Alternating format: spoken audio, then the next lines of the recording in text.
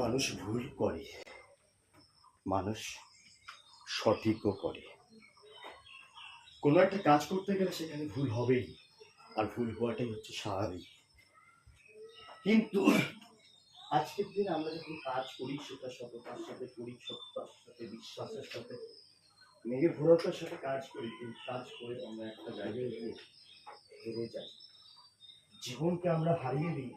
শুধু জীবনকে হারাই না, সঙ্গে আমাদের পরিবারকে হারিয়ে দিই, সঙ্গে হারিয়ে দিই আমার প্রতিবেশীকে, সঙ্গে হারিয়ে দিই আমাদের সমাজকে, আমাদের রাষ্ট্রকে, আমাদের পৃথিবীকে। আমি হারতে পৃথিবীতে এসেছিলাম ভগবানের কাছে এতবার প্রার্থনা করে না। আজকের দিনে আমরা নাস্তিক অনেকেই ভাবে, কিন্তু মনের অজান্তে কোনো এক সময় হয়তো হয়ে যায় আস্তিক। সেই আস্তিকতা সূত্র ধরে আমরা কিন্তু সেই ভগবানকে কোনো না কোনো সময় বিশ্বাস করি, এবং যখন আমরা বিপদে পড়ি তখন আমরা ভগবানকে ডাকি, ঠাকুরকে ডাকি, দেবতাকে ডাকি, আল্লাহকে ডাকি, ভগবানকে ডাকি, খোদাকে ডাকি, গডকে ডাকি, জিসাস ক্রাইস্টকে ডাকি, বুদ্ধদেবকে। যত ধর্ম আছে প্রত্যেকটা মানুষের যে ভালো লাগা, সে ভালো লাগা সেই ব্যক্তিকে ডাকি, কিন্তু ডেকে আমরা কি পাই? সেই ব্যর্থতা, সেই গ্লানি, সেই অপমান, সেই অভিযোগ। সমাজের সব থেকে ব্যর্থতম একজন মানুষ হিসেবে গণ্য হওয়া, আর এই পৃথিবীটাকে আমাদের হারিয়ে দেওয়া। এর জন্য কি চাই? আচ্ছা, আজকের দিনে এমন কোন মানুষ আছে যে জানে না কিছু? সে তাকে কিছু জিজ্ঞাসা করলে কিছু না কিছু সে জানে, কিন্তু সেই জানার মধ্যে কি থাকে? হয়তো বা গলদ থাকে, আর সেই গলদের কারণে কিন্তু সেই কাজ থেকে আমরা পিছিয়ে পড়ি, আমরা এগোতে পারি না, আমরা ব্যর্থ হই। এর জন্যই ভারত বিখ্যাত, জগৎ বিখ্যাত একজন ব্যক্তি শ্রী বিবেকানন্দ, তিনি কিন্তু বলেছেন জীবনে সফল হতে গেলে একজন আদর্শকে দরকার, একজন আইডিয়ালিজমকে দরকার, যাকে জীবনে সর্বত্রভাবে গ্রহণ করব আমরা। সেই আইডিয়ালিজমকে আমরা সবকিছু বলতে পাবো, কারণ আমি জানি না যে আমি কি করলে আমার জীবনের সফলতা হবে, আমার জীবনের সার্বিক উন্নতি হবে, বা আমার জীবনের সার্বিক ব্যর্থতা আসবে, না সার্বিকভাবে ক্ষতিগ্রস্ত হব। আমি জানি না। কে জানে? আমাদের ভগবান জানে। ভগবান কার মধ্যে বিরাজমান হন? সেটা হচ্ছে গুরুদেবের মধ্যে। কারণ গুরু ব্রহ্মা, গুরু বিষ্ণু, গুরুদেব মহেশ্বর, গুরুদেব পরম ব্রহ্ম তস্মৈ শ্রী গুরুদেই নমঃ। তাহলে গুরু হচ্ছে এই পৃথিবীর সমস্ত কিছুই বলা যায়। তাই তিনি একটা ভাষায় বলেছিলেন, অখণ্ড মণ্ডলাকারং ব্রত্যম জনম চরাচরম তৎপাদং দর্শিতাম যেন তস্মৈ শ্রী গুরুবেই নমঃ। অর্থাৎ এই অখণ্ড জগতের যিনি মালিক, তিনি সবকিছুই জানেন। আর সেই জানাকে যখন আমরা সার্বিকভাবে জীবনের প্রত্যেকটা ক্ষেত্রে, শিশু বয়স থেকে মৃত্যুর আগ পর্যন্ত এবং সেই মৃত্যুর পর পর্যন্ত যখন আমরা তাকে জীবনে সার্বিকভাবে গ্রহণ করে নিতে পাবো, আমাদের পিতা মাতা স্বরূপ, আমাদের ঠাকুরদা ঠাকুরমা স্বরূপ, আমাদের সন্তান স্বরূপ, আমাদের গার্জিয়ান স্বরূপ, আমাদের ভালোবাসা স্বরূপ, আমাদের প্রেমিক স্বরূপ, আমাদের রক্ষাকর্তা স্বরূপ, সার্বিকভাবে যখন আমরা তাকে গ্রহণ করতে পারি, জীবন কিন্তু তখনই সুন্দর হয়ে ওঠে।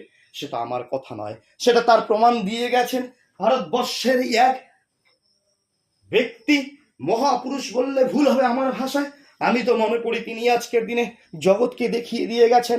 তিনিই হচ্ছে ভগবান, যার মধ্যে সার্বিকভাবে সার্বিক গুণ ফুটে উঠেছিল। একজন ব্রাহ্মণকে একজন মূর্খ ব্রাহ্মণ বলেও মনে করতেন অনেকে, তিনি ছিলেন জগতের কর্তা, আর তাকেই গ্রহণ করে নিয়েছিল শ্রী শ্রী রামকৃষ্ণ ঠাকুরকে, যিনি একজন ছিলেন মূর্খ ব্রাহ্মণ বলেই পরিচিত, কিন্তু তিনি আসলে মূর্খ ব্রাহ্মণ ছিলেন না। সেটা বুঝতে পেরেছিলেন একমাত্র বিবেকানন্দ। তাই তিনি বিবেকানন্দ বুঝতে পেরেছিল বলেই তিনি সার্বিকভাবে গ্রহণ করে পৃথিবীর বুকে তিনি তার বার্তা দিয়ে গেছেন সার্বিকভাবে মঙ্গলের জন্য, আমাদের মানুষের জন্য। কিন্তু এই বোকা মানুষ আমরা সেই আইডিয়ালিজমকে বুঝতে পারি না। তিনি গীতায়ও বলে দিয়ে গিয়েছিলেন, যখন ধর্মের নামে গ্লানি হয় তখন আমি রক্ষা করতে হয় পৃথিবীর বুকে নর রূপে মানুষ রূপে আবির্ভূত হল রক্ষাকর্তা হিসেবে। আজকের দিনেও সেটা আমরা দেখতে পাচ্ছি।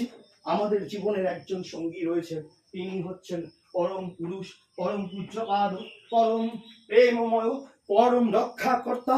সার্বিক ভাবে সর্বতভাবে তিনি বসে আছেন, তিনি আমাদের জন্য দাঁড়িয়ে আছেন, আমাদের জন্য তিনি জেগে আছেন, আমাদের জন্য তিনি সার্বিক মঙ্গলের জন্য দিন রাত পরিশ্রম করে যাচ্ছেন, তিনি সমস্ত কিছুকে একাকার করে দিচ্ছেন। সেই একজন মানুষ পরম পূজনীয় পূজ্যপাদ আচার্যদেব দাদা। এই আচার্যদেব দাদা তিনি সার্বিকভাবে মানুষের মঙ্গল মঙ্গল মঙ্গল এবং মঙ্গল এই নিয়েই ভেবে তিনি কাটিয়ে দিচ্ছেন। মানুষ তার জন্মদিন নিয়ে কোলাহল আনন্দ মুখরিত হয়ে উঠছে সার্বিকভাবে সর্বতভাবে, কিন্তু তার সেই দিকে কোনো ভ্রুক্ষেপ নেই। তিনি শুধু তার একটাই চিন্তা, সেটা হচ্ছে DP work, DP work, DP work, মানুষকে রক্ষা করা, মানুষকে রক্ষা করা। হয়তোবা তার ভাষা আমরা জানি না যে তিনি এই ডিপি ওয়ার্কের মধ্য দিয়ে প্রত্যেকটি মানুষের মধ্যে কি চাইছেন, কি প্রতিষ্ঠা করতে চাইছেন। তিনি হয়তোবা মানুষকে প্রেম বিতরণ করার জন্য, হয়তো মানুষকে রক্ষা করার জন্য, হয়তো মানুষকে বিপদ থেকে মুক্ত করার জন্য, হয়তো মানুষের সার্বিকভাবে শিক্ষা দীক্ষা অর্থনৈতিক সার্বিকভাবে উন্নতি করার জন্য তিনি বসে আছেন। আমরা এই বোকা মানুষ, বিশেষ করে আমি মানুষ নই, মানুষ মানে মনে হয় মাঝে মাঝে কলঙ্ক।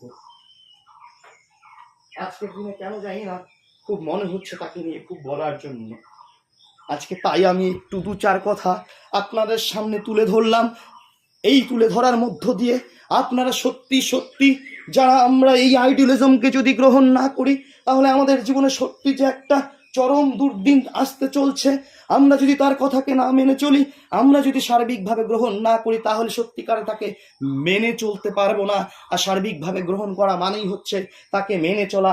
সত্যি সত্যি যে আইডিয়ালিজম অর্থাৎ জীবনে আমাদের একজন পরম পুরুষ, পরম আদর্শ দরকার। সেই আদর্শকে যদি আমরা গ্রহণ না করি, সত্যি আমরা একটা দুর্দিনের মধ্য দিয়ে যে যাচ্ছি তার একটা নিদর্শন আমার জীবন দিয়ে সার্বিকভাবে ঘটে যাচ্ছে। তাই আজকে আমার তুলে ধরা আপনাদের কাছে। আমি যতটুকু যা শিখেছিলাম, যতটুকু যা আমি নিজে ব্যক্তিগতভাবে প্রয়োগ করতে গিয়েছি, ততবার আমি ব্যর্থ হয়েছি, কিন্তু সেই শিক্ষাটাই আবার প্রকৃত শিক্ষাতে রূপদান হয়েছে। তাহলে তিনি যখন যা চেয়েছে, তিনি যেভাবে আমাদের চলতে বলেছে সেভাবে চলতে না পারাটাই কিন্তু আসলে জীবনের একটা চরম ব্যর্থতায় মুখরিত হয়ে উঠেছে। এই বলে আপনাদের সার্বিক মঙ্গল প্রার্থনা করে, ঈশ্বর পরম আচার্যদেব তার শ্রীচরণে সবার মঙ্গল প্রার্থনা করে আমি আমার বক্তব্য, আমার কথা কেন জানি না বলতে ইচ্ছে হলো, তাই বললাম। ভুল ত্রুটি হলে ক্ষমা প্রার্থনীয় সকলের কাছে।